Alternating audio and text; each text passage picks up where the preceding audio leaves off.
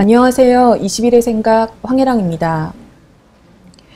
어이없이 몰살된 바다 밑창에 모두 머리 박고 있어야 할 국민상 중입니다.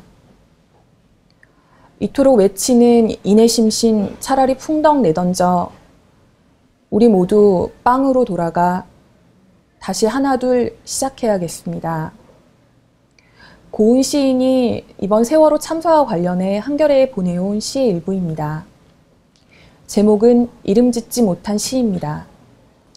한겨레 21도 이번 주 표지에 아무런 말도 적지 못했습니다. 표지는 비워둔 대신에 한겨레 21은 소개 기사를 통해서 대재앙의 민낯을 철저히 살펴보고자 했습니다. 한겨레 21 사회팀 엄지원 기자 모시고 이번 세월호 참사 특집호에서 어떤 이야기 다뤘는지 자세히 들어보도록 하겠습니다. 안녕하세요. 안녕하세요. 사회팀 엄지원입니다. 아무도 믿을 수 없다. 아마도 이번 세월호 사고와 그 이후 정부의 대응을 보면서 국민들이 가장 크게 느꼈을 감정이 불신이 아닌가 싶은데요. 이번에 취재하시면서 진도에 자원봉사 다녀온 대학생도 만나보고 국민 설문조사도 실시하신 것 같은데 지금 국민들 감정 상태가 어떤 건가요? 생존하기 위해서 이제 탈출한 사람들 말고는 정부가 실제로 구조한 생존자는 아무도 없는 거니까요. 거기에 대해서 계속 국민적인 분노가 확대되고 있는 상황입니다. 또 마지막까지도 지금 장례를 지원하는 과정에서도 장례식장이 모자란다거나 지연된다거나 이런 일들이 있어서 가족들은 굉장히 분통을 터뜨리고 있고 국민들이 이 감정이 고스란히 전이되고 있는 상황인 것 같습니다. 예.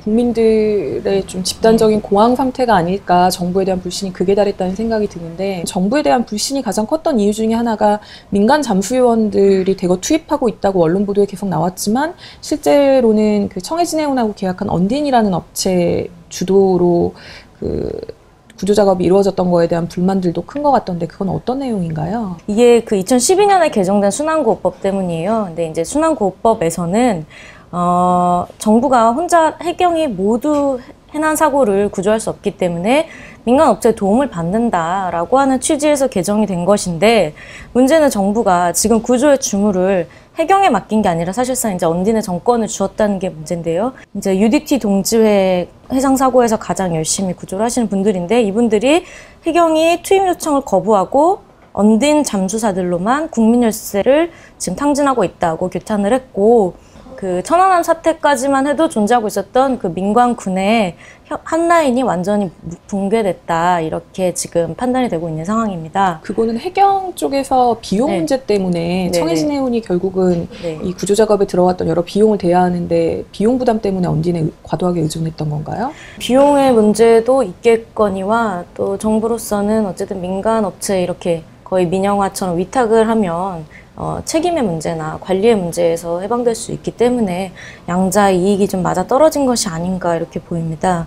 해경이 17일에 잠수 시간을 늘려주는 머구리 배를 UDT 동지회가 사고 현장에 가져왔는데 그때 당시에는 진입을 막았다가 또 나흘이 지난 뒤에야 다시 투입해달라고 요청을 했고 또 지금 계속 논란이 되고 있는 다이빙벨 역시 이제 이종인 기술공사 대표가 가져왔을 때 고사했다가 또 다른 다이빙벨을 가져왔다가 또 다시 이종인 대표에게 요청을 했다가 또 현장에 오니까 언딘 기기와 충돌이 된다는 이유로 또 다시 회항시켰죠. 그래서 충분한 인력이 없는데 사고 현장 수색 작업을 독점하려는 언딘의 욕심하고 또 잠수사들을 손쉽게 통제하려고 하는 해경의 이해가 서로 맞아떨어진 것이 아닌가 이렇게 보이고 앞으로 계속 추적해야 될 문제인 것 같습니다. 네, 가장 좀 걱정스러운 대목이 사실 이번 희생자 실종자 포함해서 가장 많은 비중을 차지하는 게 이제 단원고 2학년 학생들 10대들인데 그 10대들이 채 꽃도 피워보기 전에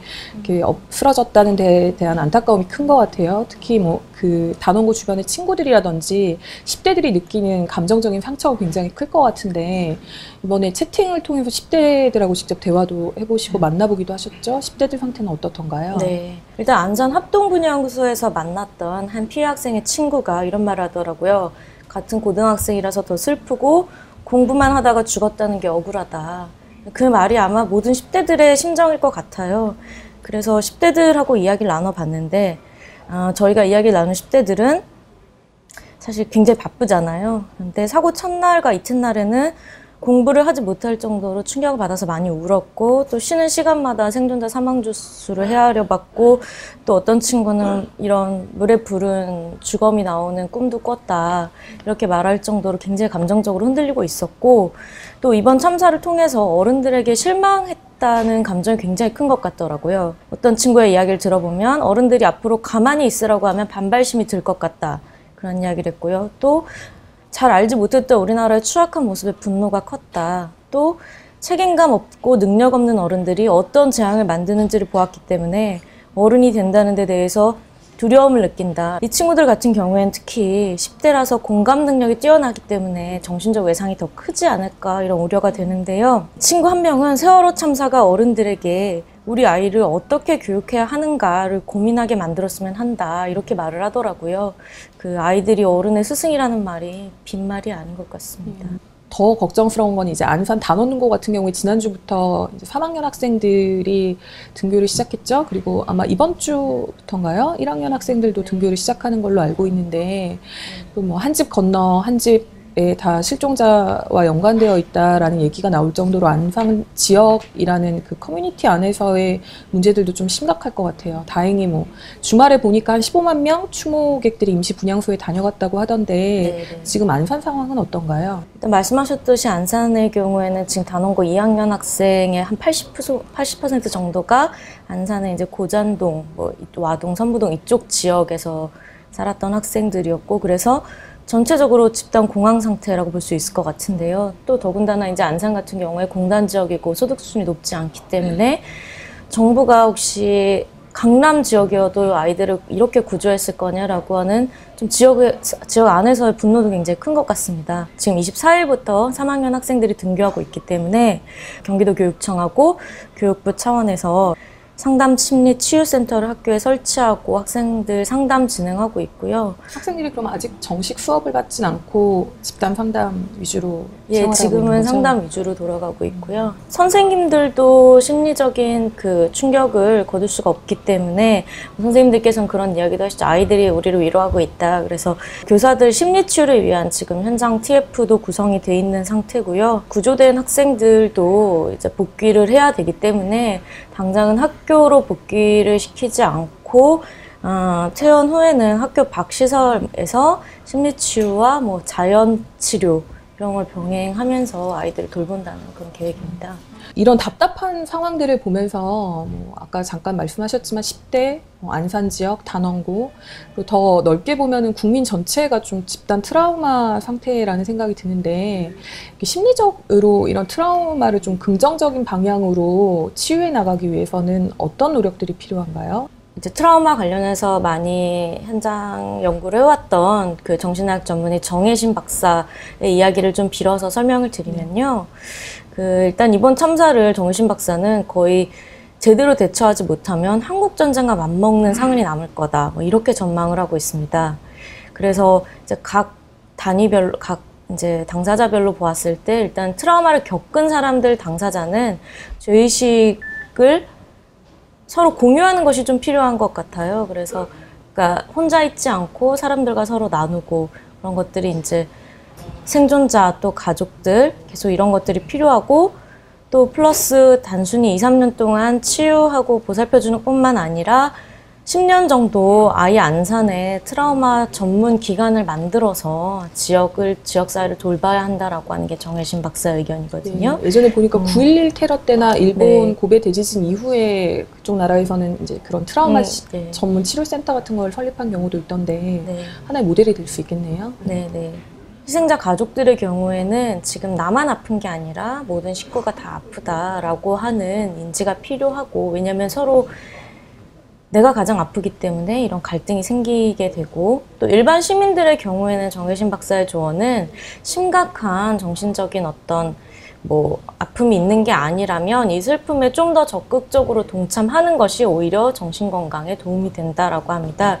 그래서 일단 우선 분향소부터 찾아서 서로 아픔을 나누라 라고 하는 게 정혜신 박사의 조언이네요. 네. 제가 취재했던 한 정신과 의사분은 물론 심리적인 치유도 중요하지만 이게 국가에 대한 불신이 가장 큰 이유이기 때문에 좀 시스템, 국가에 대한 믿음을 회복시키는 과정들이 중요하다라는 말씀을 하셨던 기억이 나는데요. 그 지금 정부가 대응하는 거를 보면 좀 책임 떠넘기기 혹은 비난의 화살을 어느 한쪽으로 쏠리게 한다는 느낌이 강하게 들어요. 처음에는 선장과 선원들을 이제 박근혜 대통령이 살인과 다름없는 행태라고 이야기했다가 최근에는 유병언 그 전 세모그룹 회장, 그러니까 청해진 해운의 실소유주로 주목되는 이 사람이 사실 뭐 이단 종교 이단의 문제라든지 아해라는 이름의 익명의 사진가였다든지 이런 여러 가지 흥미로운 요소들이 있기 때문인지 너무 지나치게 언론 보도라든지 검찰 수사 방향이 집중되고 있다는 생각이 들던데 이 부분은 앞으로 어떻게 진행될까요? 일단은 검찰은 지금 청해진 해운이 혹시나 경영 부실 때문에 관리 소홀로 이뤄진 것이 아닌가, 선박의 관리 소홀로 이뤄진 것이 아닌가라고 판단하면서 그렇기 때문에 지주회사격인 이 I1I 홀딩스, 그러니까 이 유병언 일가의 기업이죠. 이 I1I 홀딩스로 돈이 흘러들어가서 혹시나 경영이 부실해진 것이 아닌가 또는 유 전 회장 일가가 회사 돈을 횡령한 게 아닌가 이런 부분들을 지금 중점적으로 조사하고 있는데요. 최근까지의 상황을 보면 I1I 홀딩스를 중심으로 해서 계열사 사이에 지금 부당거래로 빼돌린 돈 일부가 유 전 회장 쪽 일가로 흘러간 정황이 지금 포착이 됐다고 하거든요. 그래서 검찰의 경우에는 경영상의 문제들을 또 추적하는 반면 또 한편으로는 지금 피해자들의 손해배상 소송 문제도 있기 때문에 유 전 회장 일가가 혹시 국내외에 비자금이나 이런 숨겨둔 재산이 있는 것은 아닌지 이런 파악하는 작업도 병행한다는 겁니다. 그래서 지금 어쨌든 유 전 회장이 어쨌든 청해진 해운 실소유주로 드러나고 있어서 그 일가에 대한 철저한 수사가 불가피하지만 말씀하신 대로 일각에서는 검찰이 좀 피해 사실을 너무 과하게 좀 언론에 많이 지금 흘려주고 있어서 일가의 이 분노를 몰아주고 있는 것이 아니냐 뭐 이런 지적도 있고요. 또 방금 말씀하신 것처럼 종교 문제 역시 지금 사고와 직접적인 연관성이 없음에도 불구하고 좀 언론의 화살이 구원파, 그 침례회 쪽에 맞춰져 있는 부분도 좀 저희도 조금 반성하고 조금 냉철하게 바라볼 시점인 것 같아요. 네. 지난 주말에 정원원 국무총리가 또 사태의 책임을 지고 물러나겠다라고 밝혔는데 앞으로 이 책임의 범위가 과연 어디까지 갈지 검찰 수사의 방향이라든지 그리고 정부의 책임 소재는 그러면 이제 국무총리 한 사람 물러나는 것으로 끝나는 것인가 이 부분들에 대해서 가족들은 좀 어떻게 생각하고 있는지도 궁금한데요. 네, 어쨌든 책임이라는 거는 가장 1차적으로는 그 지금 유기치사하고 근항구법 위반 혐의로 구속돼 있는 15명의 선박직 선원들에 대한 책임 규명을 하는 것부터 출발점일 것 같고요. 또 배 관리라든지 선박 관리라든지 이런 부분들에 있어서 또 직무유기나 또는 업무방해가 있었는지 등을 청해진 해운 뭐 사장 포함해서 뭐 임직원들에 대한 수사도 있을 것이고요. 또 한국해운조합이 지금 이 선박에 1차적인 점검 보고서를 받게 되어 있잖아요. 화물 적재량이라든지 그래서 지금 해운조합도 수사 대상에 올라 있고 또 가장 최근에는 어쨌든 해경까지도 그 구조 현장에서 지금 직무유기한 바가 없는지 지금 그 진도와 제주 관제센터를 중심으로 경찰이 지금 직무유기 부분도 지금 수사에 들어간 상황이잖아요. 그래서 정부의 그런 무능한 대처에 대한 책임 소재도 지금 규명해야 될 부분인 것 같고요. 그렇지만 과연 이런 식으로 지금 최초 사건 발생과 또는 이제 구조 상황에서의 1차적인 담당자들을 수사하는 것으로 모든 의구심을 해소할 수 있을지 또 의구심을 해소하더라도 이 국민적인 분노를 가라앉힐 수 있을지 미지수인 게 지금 정 총리가 사의 표명을 했음에도 불구하고 보통 때와 국민 감정이 굉장히 다르게 이거 꼬리 자르기 아니냐 지금 이런 상황에서 총리가 사퇴하는 것만으로 지금 다 끝낼 수 있을 것 같냐 뭐 이런 오히려 비난이 더 거세지고 있는 상황이거든요. 그래서 지금 뭐 일각에서는 내각 총사퇴 얘기가 나오고도 있는데 대폭 개각이 이루어진다고 한들 과연 다시 믿고 살 수 있는 대한민국이 될 수 있을 것인가 믿을 만한 정부가 될 수 있을 것인가는 의문이고요. 그런 의미에서 사실 정혜진 박사도 지적을 했는데 이 분노를 해소하기 위해서는 일단은 가장 먼저 가장 일차적이고 가장 최후의 책임자인 대통령의 사과가 좀 필요한 것이 아니냐. 과거 대형 참사 당시의 기록들을 보면 김영삼 대통령도 이제 그때 당시 문민정부가 사고가 집중돼 있었던 시기니까 성수대교 삼풍 예. 백화점 붕괴 사고였죠. 예, 무조건 대통령으로서 책임을 통감한다고 사과했었고, 김대중 대통령도 시랜드 화재 당시에 대통령으로서 미안하다. 노무현 대통령도 당선인 신분으로 대구 지하철 참사 현장을 찾아서 머리 숙여 사과한다고 말했고요. 이명박 대통령도 천안함 참사 사태 당시에 군통수권자인 대통령으로서 무한한 책임과 아픔을 통감한다고 말했습니다. 결국에는 어쨌든 지금 이 분노와 이런 것들을 조금이라도 달래주려면 대통령의 전형적인 자기 스스로 좀 책임지는 자세가 일단은 필요할 것 같습니다. 네, 대통령부터 좀 책임의 순서가 뒤바뀌지 않고 네. 모든 사람들이 이 사태에 대한 책임이 자기한테 있다라는 생각에서부터 바닥에서부터 좀 다시 시작해야 되겠다는 생각이 드네요. 네, 고맙습니다. 세월호 참사 특집호 이번 주 한겨레 21은 총 5부의 기사 꼭지들로 구성이 되어 있습니다. 1부 아무도 믿을 수 없다에서는 국민들의 불신이 왜 생겨났는지 그리고 불신을 조성한 정부와 한국 정통 언론의 침몰을 다룹니다. 2부 누구라도 책임을 져라에서는 노무현 정부 시절 만들어둔 재난대비 매뉴얼 2,800여 권을 캐비닛에 처박고 유체이탈 화법으로 아랫사람만 탓하는 박근혜 대통령을 비판합니다. 3부 탐욕의 재앙에서는 돈만 쫓으며 선박을 운항한 청해진 해운과 실소유주인 유병원 전 세모그룹 회장에 대한 추적, 그리고 이들을 둘러싼 해피아들의 공생관계를 들여다봤습니다. 4부 상처는 오래 지속된다에서는 안산 지역에서 6년을 산 작가와 기자가 직접 안산 추모 현장과 단원고 안에 들어가서 그들의 목소리에 귀를 기울여 봤습니다.